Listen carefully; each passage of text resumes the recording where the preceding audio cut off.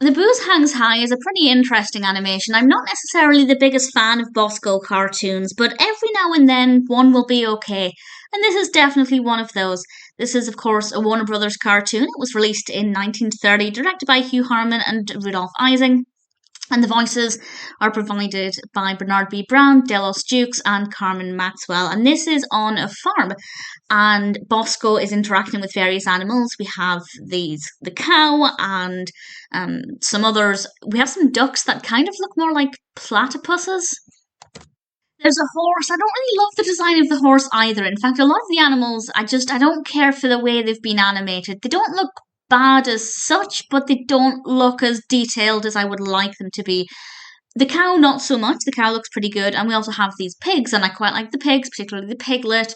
And the pigs start to drink and get quite drunk, and that's where the title comes from. And there's some great music. Bosco's making music with the animals, and it's a nice, jolly, somewhat drunken time on the farm, and that's basically it. And it works quite well. Normally, I do prefer cartoons that have a bit more of a narrative or a clearer narrative structure, but it's actually not too bad. As I said, I don't really love the animation of some of the characters, but the backdrops are pretty good.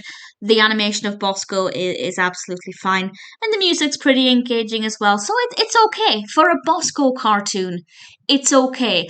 Had this not been Bosco, had it just been some random character we'd never met before, then I probably wouldn't have cared about it as much, but because it exceeded my Bosco expectations, I'm pleasantly surprised.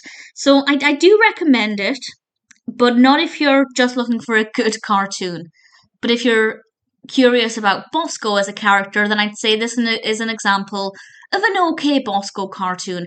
It's not my favourite, the animation's not the best, but the pacing is fine, the music is good, some of the characters look quite good. So, all things considered, it may have exceeded my expectations. It's not perfect, but it's also not that bad.